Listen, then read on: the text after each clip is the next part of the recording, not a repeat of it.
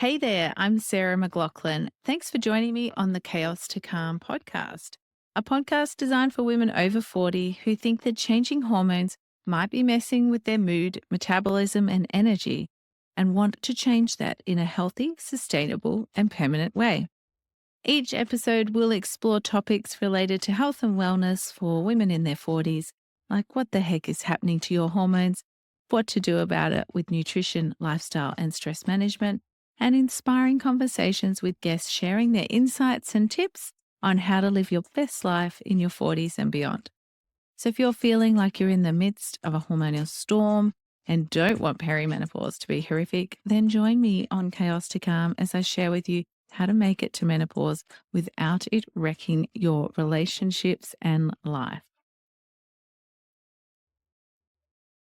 Hello and welcome to the Chaos to Calm podcast. I am your host, Sarah, the perimenopause naturopath. Welcome to episode number 2, where we'll be discussing the phases of perimenopause today. I think it's really helpful to understand the nuances of perimenopause. Even discussing perimenopause, we always hear about menopause, which I always think is like the time after, it's been and done, and symptoms and the issues that can sometimes arise with the transition to menopause tend to abate. So really, the big time in our lives is perimenopause, and until recent times, we don't hear much about it. So I think it's really helpful to understand the subtle differences that there are phases or stages of perimenopause. And it's really important to understand those early symptoms, because then you can stop being gaslit that your symptoms should just be, dismissed because you're a busy mum and you're in your 40s and it's normal. Well, maybe it's really common, but I don't think it has to be normal. So let's dive in, shall we? First up, I want to start with what is perimenopause. So I just touched on it a bit. It's that transition, that time of movement towards menopause. So perimenopause, how long is a piece of string? That's how long perimenopause might be for you. It's 2 to 12 years. Could just come and go with nary a symptom, no bother to you at all. For other women, it's a big shift and it's, well, not very pleasant. So anyway, 2 to 12 years, that transition to menopause. Menopause itself is the natural biological process that marks the end of a woman's reproductive years. It marks the end of menstruation for us. It's when our hormones change and we no longer ovulate or have a period. So you're officially in menopause when you have not had a period for 12 consecutive months. So just a note here, it's actually really useful to keep tracking your cycle, even when it starts to go AWOL and it gets really long apart, because otherwise you're going to be thinking about, oh, I haven't had a period for a while. I wonder how long it's been. And you'll have no idea because you know what it's like. Time disappears. So, for example, I still track my cycle, and at the time of recording, I am on cycle day 361. I am so close. I'm actually a little bit sad about that because I would have liked to have my period for longer, because for lots of reasons that I'll go into in a separate podcast. Anyway, I'm digressing here. We were talking about what menopause is. So after 12 consecutive months of no period, no bleeds, then you're in menopause. Not average age for that. So typically it occurs somewhere between the ages of 45 and 55. Average age at the moment is 51, but it can start, 10 years either side of that. So you could start mid to late 30s, or you might not start going through perimenopause to menopause until 55. So it's very broad.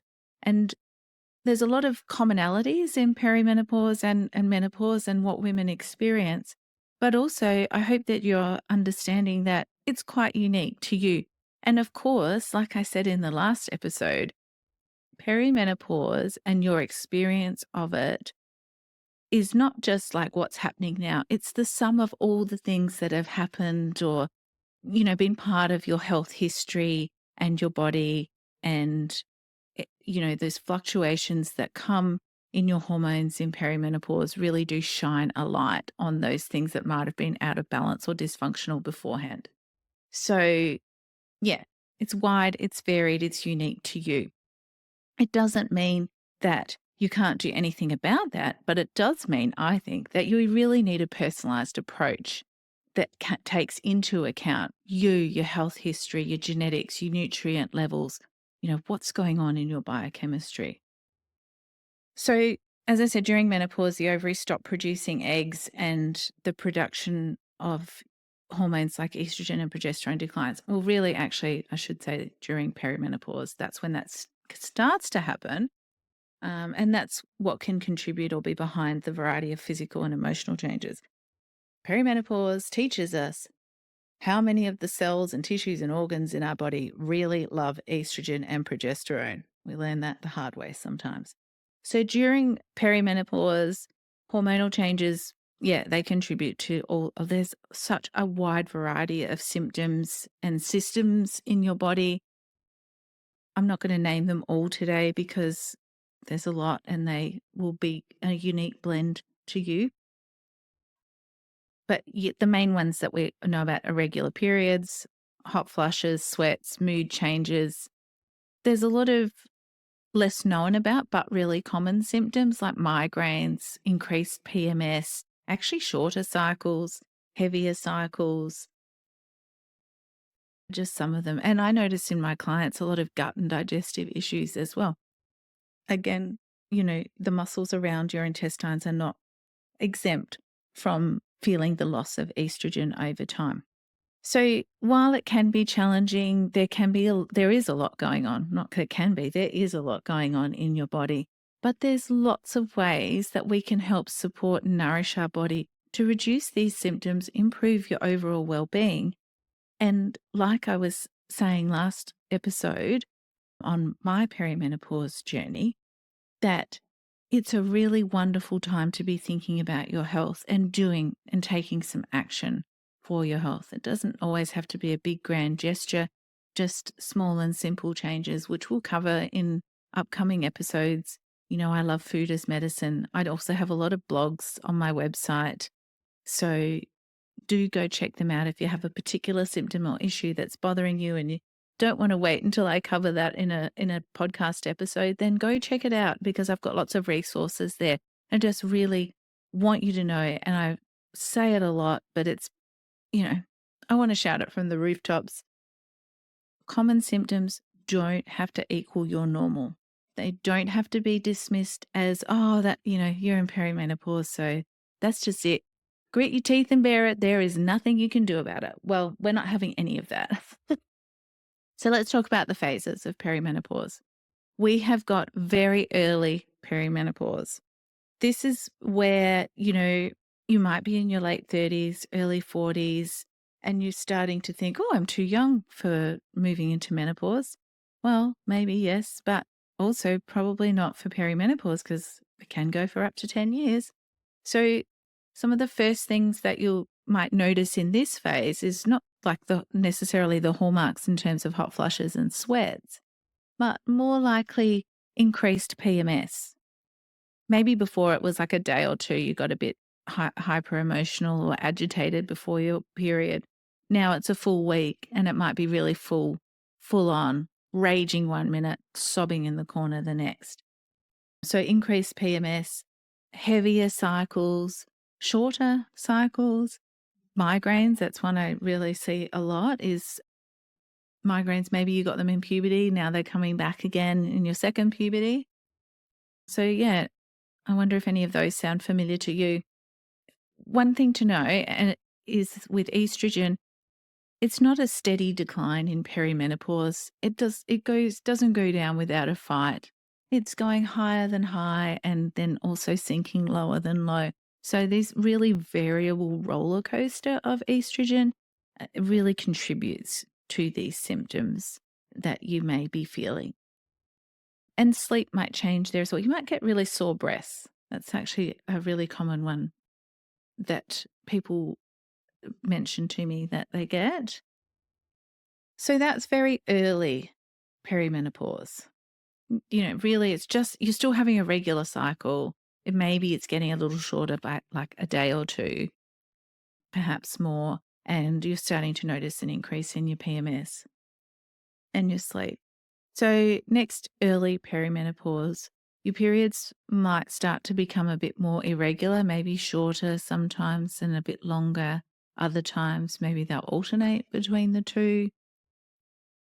Brain fog can start to set in, a bit less clarity or sharpness. Might be, forget names or words sometimes. Again, sore breasts, and that PMS might ramp up, another notch. Again, estrogen's still roller coastering around, playing havoc. It's really important in these early phases to focus on your elimination of hormones like estrogen. So we're not necessarily trying to balance them because these fluctuations are normal and it's part of the process of getting to menopause. But we can smooth it and work to try and smooth out those fluctuations so they're not so higher than high and then lower than low.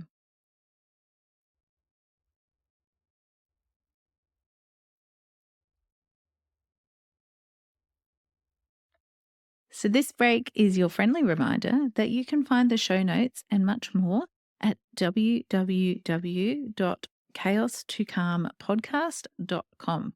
The wwws are super important, so please don't forget those. That is www.chaos2calmpodcast.com. So we've talked about very early perimenopause and early perimenopause, and now let's talk about mid perimenopause. So this is probably where you might start to see more of those better known symptoms.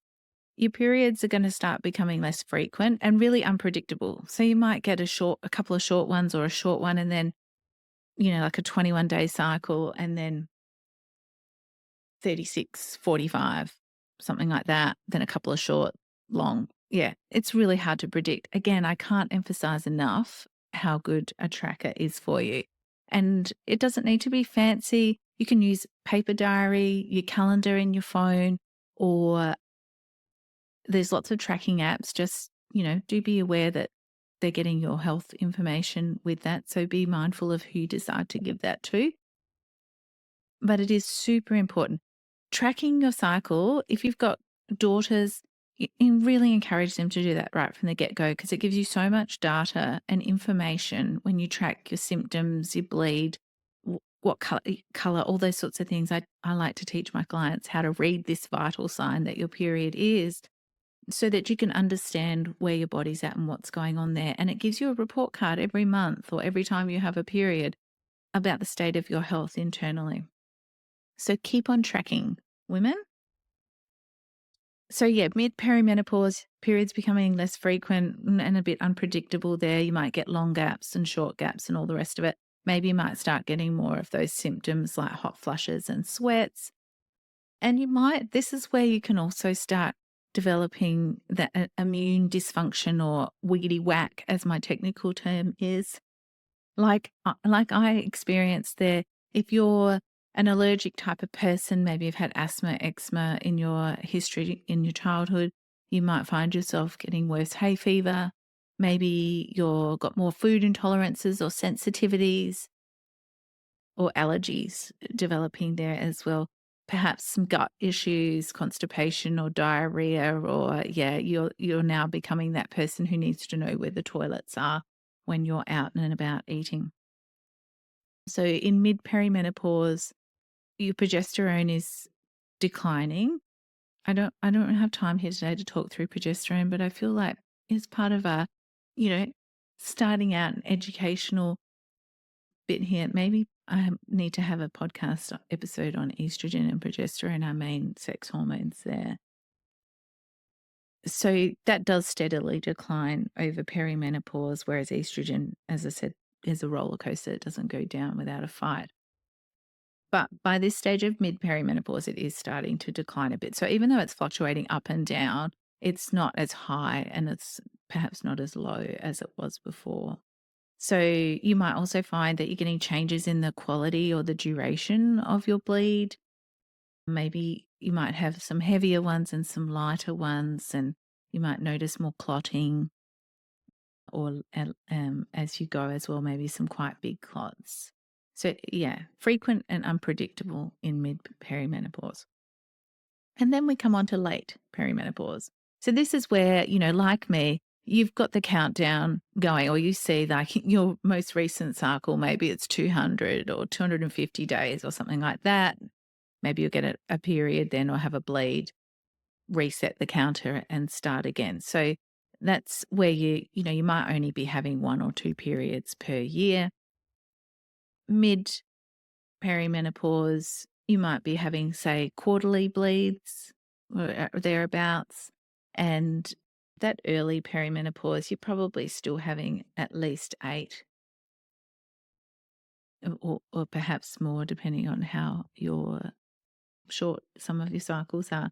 So late perimenopause, like we're talking like an annual update of your period. And it's a waiting game here. But this is also where, because that estrogen is starting to decline and it's getting lower, you might really start to feel those symptoms like sweats, hot flushes, a change in the lubrication and in your vagina, mood changes. I should say, I forgot. Oh my gosh, Sarah. Mood changes can start really early on, like I did mention PMS, but you can find yourself really irritated and angry and impatient with everyone from very early perimenopause. It's a theme. But late perimenopause, it can be less irritation and more actually like depression. You might have difficulty sleeping and the brain fog is very real, my friends. And also you might be starting to feel some joint pain. Perhaps you might have started feeling that in mid-perimenopause as well. That can be really common there too, especially in the shoulders. Frozen shoulder is a thing, women. So let's talk about weight gain. It's one of those symptoms that is probably the most motivating for people to start taking action and do something about their health. But it's also one that can appear across all the phases of perimenopause. You may find that in very early perimenopause or early perimenopause, you start to notice a little bit of weight gain, particularly around your middle. That is the hallmark perimenopause or menobelly, some people call it. And, it can get worse or increase the closer that you get to menopause. And I'm going to do a whole podcast on it because it is such a complex subject and I don't want to do it that an injustice by trying to give you the Cliff Notes version in 30 seconds or less. But the changes in your hormones and depending on what your hormone balance was before you went into perimenopause will influence that too. And by hormones, I don't just mean estrogen and progesterone. I'm talking about testosterone, insulin, all the other hormones in your body, your thyroid as well there. So weight gain, yes, you might notice that at the start, but you might not have an issue until later on in your journey, or you might not have one at all. Remember, your menopause or perimenopause journey is really unique to you. There are so many different symptoms that I haven't covered off in the phases of perimenopause today, and perhaps that's another whole podcast in itself. And many of them may get dismissed, or you might find lots of different things coming up that get dismissed as that's just, you're going through perimenopause or you're in menopause. So that's just kind of what it is. But please, if it is impacting your quality of life, if something is bothering you, making you feel uncomfortable in your body or your day-to-day tasks and the roles and the things that you do, please persist. Please follow up with your primary care practitioner or seek an alternative practitioner, like naturopaths like myself or whoever resonates for you, and follow up and get the care that you need because, I'm always saying it, common doesn't have to be your normal. And a lot of these symptoms don't have to be part of your normal. So please keep that in mind. And it's the same with weight gain. It's the same with any of the things that we've talked about today. So there you go. That is the 4 phases of perimenopause. We've got very early, mid, and late. Where do you think you're at? I'd love to know.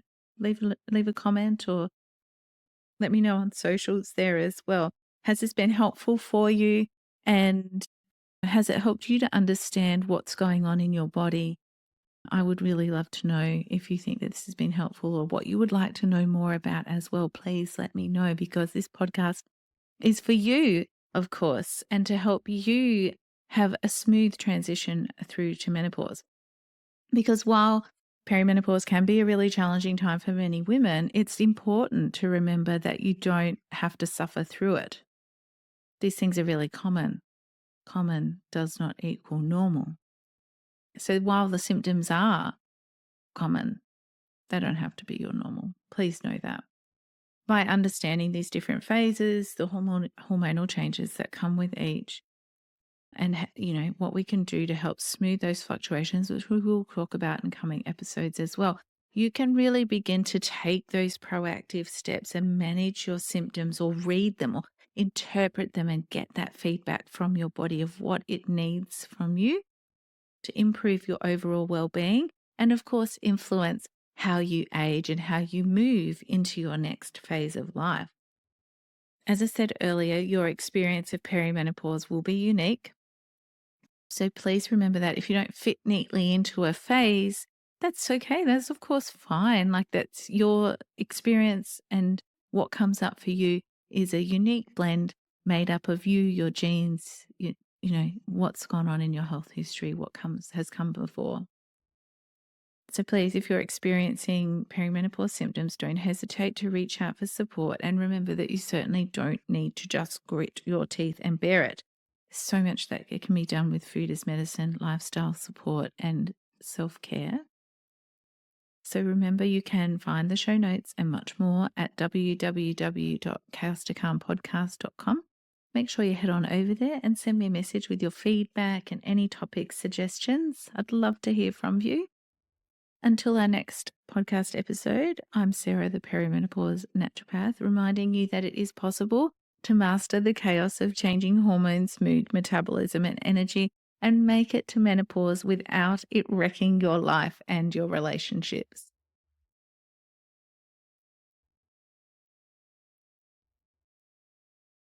It's really common for women over 40 to experience the chaos of changing hormones, mood, metabolism, and energy. But I hope you know now that common doesn't have to equal normal for you or them. You can help others understand they aren't alone in feeling this way, and that perimenopause doesn't have to be horrific, by subscribing, leaving a review, and sharing this podcast with other women in their 40s and beyond. Thanks so much for listening and sharing your time with me today in this Chaos to Calm conversation.